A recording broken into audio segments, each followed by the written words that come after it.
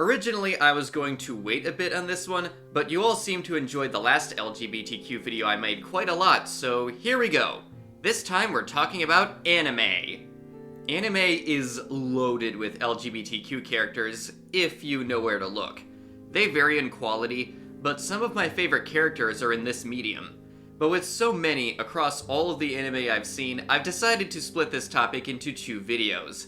In this video, I'll focus on sexuality, and in the next, I'll talk about gender identity. Though some characters will be in both videos. Also, if you're new here, hi, I'm Kylan, aro-aspec trans non-binary, specifically bigender. I've done a lot of looking into the queer experience in the process of understanding my own.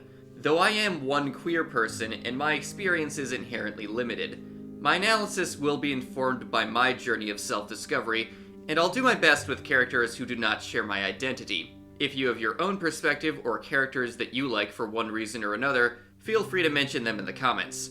Without further ado, let's start with the obvious pick. The magical girl genre is very gay, and a lot of that can be traced back to Bishojo Senshi Sailor Moon. I'm sure I don't have to explain what Sailor Moon is to anyone who clicked on this video. In every version of the story, Usagi Tsukino is a high school girl who, despite being a self-described crybaby, always manages to pull through and fight off whatever villain of the week has come to run amok. My experience has largely been with the manga and Crystal. The original anime has like 200 episodes. I'm not sure when I'll get to it, but I'd like to someday. Usagi is also constantly hit on by almost every important character that enters the cast, men and women alike, and Sailor Uranus. And befitting of a self-described guardian of love and justice, she treats it as normal. Indeed, she seems at least capable of falling for any of them, even though her heart always belongs to Tuxedo Mask. Despite her weaknesses, Usagi Tsukino is the perfect protagonist for a story all about the power of love, even though she is what we call a disaster bisexual. She will do anything for the people she loves, even going to hell and back without hesitation.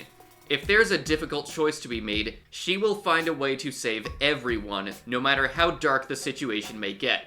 Come to think of it, maybe it's a good thing she wears her heart on her sleeve. If you want to be a light in the darkest of times, you can't let fear stand in your way. But if you're looking for a complete queer ship, at least when censorship isn't involved, I can't go without mentioning the obvious one.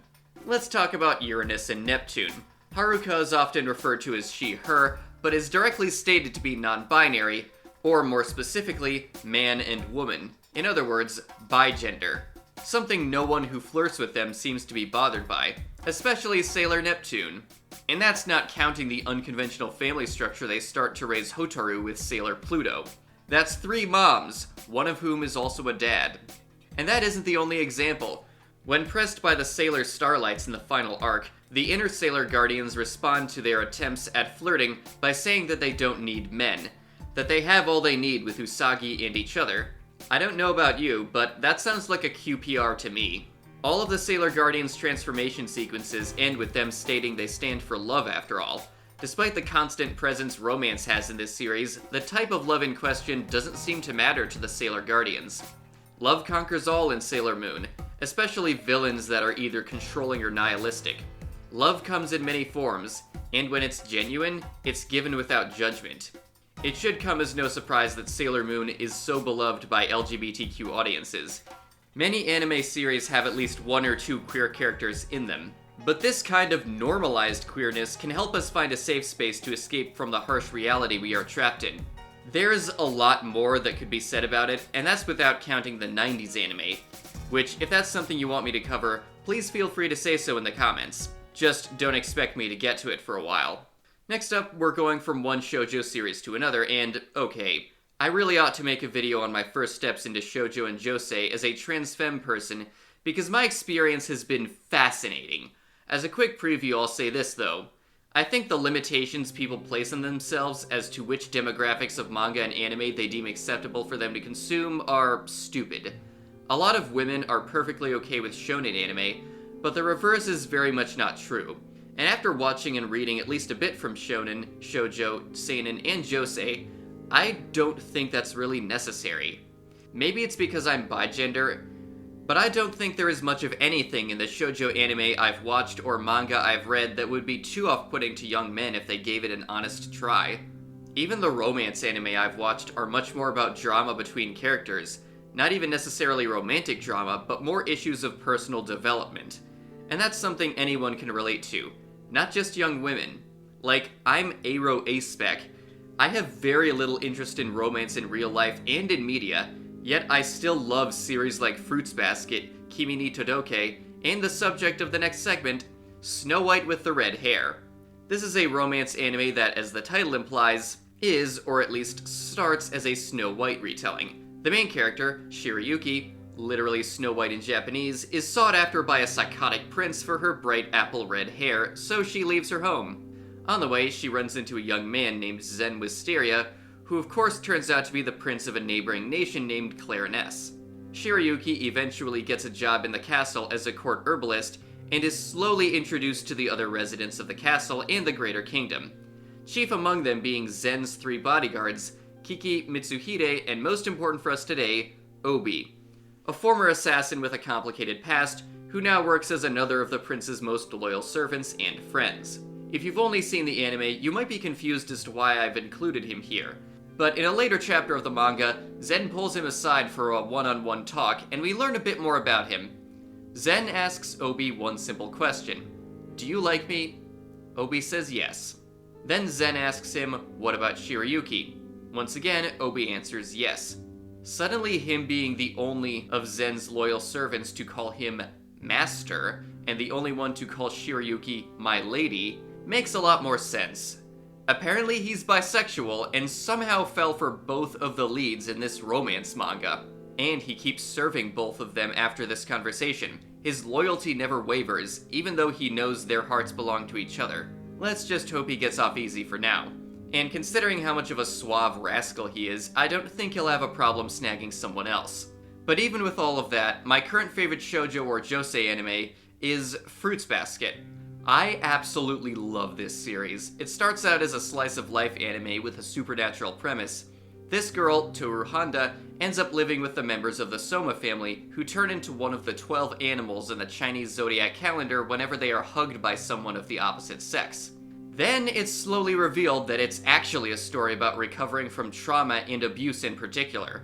Each of the main characters and many of the supporting characters have endured a lot of truly horrifying shit, but they keep going, and Toru takes time with each one of them to help them through their problems, while also working through her own trauma of losing her mother. I don't have time to discuss all my feelings on Fruits Basket here, it really deserves its own video. So returning to the topic at hand, the series has multiple bisexual characters, chief among them being Hatsuharu, who previously had a crush on Yuki before settling with Rin. But the most obvious among them is Ayame. He has no problem telling a bunch of male students to direct their lust at him, even though, like Hatsuharu, he ended up with a woman eventually. The end result for almost every character, not just these two, is disappointingly heteronormative. But I still appreciated how normal same-sex attraction is treated in this series, just like it is in Sailor Moon and Snow White with the red hair. I'm not that deep into shoujo right now, but from what I've seen so far, it looks like it's usually gayer than shonen. Notice how I said usually. This was pretty much inevitable. One might even say fated. There are a few anime that are very beloved by queer audiences, and one of the most infamous, aside from Sailor Moon and Ranma 1/2, which I may talk about in one of these videos in the future, is JoJo's Bizarre Adventure. It starts out as a British man fighting his evil adopted brother who is a vampire with the power of magic breathing martial arts. Then it turns into psychic punching ghost battles between everyone from Japanese high schoolers to Italian gangsters, before it gets a reboot, and is now about 2 guys who can spin things real fast and break physics, who are trying to get on horseback so they can evade a bunch of exploding sound effect zombie dinosaurs, in order to find the corpse of Jesus Christ and keep it away from the President of the United States. In case you were wondering why it's called JoJo's Bizarre Adventure, it's particularly weird, even compared to other anime. But if I'm being honest, all of that does make sense in context. Somehow. JoJo was always pretty content with bucking narrative convention from the beginning, But Hirohiko Araki always approached the series with a creative vision that becomes more clear the further you stick with it or read author interviews. There is a method to the madness. The more realistic proportions compared to most other manga and buff male characters has cultivated a fandom full of yaoi bait. And that's without considering all of the queer coding in the series as is. Part 5, the one with the Italian gangsters, is probably the best example, with it being about a team that all have weird outfits with open chests, and are headed by this guy, Bruno Bucciarati, who is very close with Leone Abbacchio. But there are some characters that are canonically confirmed queer, the most recent example being the non-binary Dragona Joestar from Part 9, but there's also Scarlet Valentine from Part 7 who is bisexual, Squalo and Tiziano from Part 5 who are explicitly gay, and Enrico Pucci from Part 6. My personal favorite being... Even from the beginning of this series, the tone was distinctly bizarre and campy, and the best example of this is the villain. When I first started watching this series, I really wasn't the biggest fan of Part 1, and I would have dropped the series altogether right before Episode 8 if it wasn't for fans on YouTube gushing about how great the later parts were. One of the things that kept me going while I was struggling with Phantom Blood was how much fun Dio Brando was. He is so flamboyant and over the top that he's easily the best part of Phantom Blood. He was extremely queer-coded right from the start. He even willfully becomes a vampire. We find out later that he slept with several women and the aforementioned Enrico Pucci, the latter being someone he literally says "I love you" to while they are in bed. But most of these characters are villains, or at least antagonists. Most of the parts were written in the 2000s or decades earlier, but these characters are still beloved. Dio in particular is a fan favorite, and their queerness is not at all linked with them being evil. In fact, some of them are only antagonistic because they are supporting bigger villains. And like I said earlier, Part 9 came with Dragona Joestar, who is the deuteragonist of the part. I haven't gotten that far, I like to wait until story arcs are finished before I read them, but I do look forward to it. Moving on. I don't have too much to add to the discussion around Neon Genesis Evangelion. It's a classic with a fascinating look at what isolation can do to a person, and why relationships with other people are worth having despite how hard it can be. There are literally dozens of videos in this topic already, just like there are for the anime as a whole. Kaworu isn't around for very long, but you remember him. When he first shows up, he seems okay. He's one of the nicest characters in the series in terms of how he treats Shinji. That's really impactful when you have one of the most infamously terrible fathers in anime, a dead mom, a mostly silent fellow pilot, and Asuka. He even manages to say "I love you" to Shinji when he's not being censored. Damn it, Netflix! But that just makes it all the more tragic when he reveals his true colors, forcing Shinji to stop him in extremely painful fashion. Betrayal stings, especially when the world is ending. Okay, that's enough tragedy for now. Fortunately, the rest of this list is full of laughs. Starting off, we have one of the only asexual characters in the video, Kusuo Psyche. Psyche, also known as Kuso by his family, is an extremely powerful psychic. Like, he could easily give Mob a run for his money. Though, real talk, I think these two would have a pleasant conversation if they sat down together, since they are both psychics who just want normal lives. Unfortunately for Psyche, he almost never gets that. His psychic powers, while much stronger than Mob's, are also exponentially harder to control. Because of this, he also has things like automatic telepathy spoiling movies for him, having to use telekinesis carefully so he doesn't accidentally kill someone, rewinding time in a game system to fix it but accidentally erasing progress in the game, accidentally altering society with mind control, or teleporting himself into a troubling situation and having to wait a while for that ability to cool down. But most of the time he finds himself in the midst of annoying classmates, annoying high school girls crushing on him, annoying kids mistaking him for a superhero, and a fear of bugs. Hijinks ensue. He doesn't hate all the people who exist to ruin his life, but he is hopelessly jaded to it all. Much like a lot of asexual people living in a society obsessed with sex and romance. But he does legitimately care about them, and from time to time, he is willing to do something selfless if the situation calls for it. Gotta at least try to be good, even if the world delights in tormenting you. Now, in complete contrast to Kusuo Psyche, we have Monkey D. Luffy. I've talked about One Piece at length in this channel, so I'll be brief here. Luffy wants to be king of the pirates. Luffy wants to eat lots of meat. Luffy wants to protect the dreams of all his friends, even those he has just met. Luffy does not want any kind of romantic or sexual relationship. I'm not really sure how that would work with his entire body being rubber, but let's not dwell on such thoughts. Luffy certainly doesn't, even when Boa Hancock blasts him with her petrifying lust beam, something that works on almost every other character the ability is used on, men and women alike. Unlike Psyche, Luffy has plenty of fulfilling connections in his life. You only need count the number of close friends he is willing to make and then fight for. And in turn, many of them fight for him, even putting their lives on the line to do it. Once again, it goes to show, sometimes a good team of friends is all you need. Continuing on with the comedy, Ikuya Kita from Bocchi the Rock. She's super gay for her bandmate Ryo Yamada, often calling her senpai and fawning over her relentlessly. I mean, that's one reason to stick with Kesoku Band. Fortunately, she is willing to help her other bandmates, like Bocchi when she suffers anxiety attacks. I don't have an analysis for this one, it's just kind of a fun quirk, at least in the first season. Still though, the acknowledgement of it is appreciated. Okay, despite all the craziness we've looked at so far, my next pick gives them all a run for their money. Chika Fujiwara from Kaguya-sama Love is War. Just looking at her, you get the impression that she's pretty silly, and she is. But there's a lot more to her than that, and most of it is chaos. She cheats at games, is obsessed with ramen, and she'll flirt with just about anyone given the opportunity. She's an absolute disaster bisexual who has no reservations on which side of a conflict she takes, and seemingly acts on whatever whim enters her head. Almost the purest embodiment of this rom-com, where these two are trying to trick each other into confessing their love first, and any manner of insane shenaniganery and misunderstandings can happen. Despite that, there is some semblance of selflessness and maturity as the series goes on. With all the main characters, even Chika, who does manage to finally let go of her feelings for Kaguya. As a side note, Kaguya herself could also be read as bisexual, but she never gets the hard confirmation that Chika does. Still a lot of fun to watch though.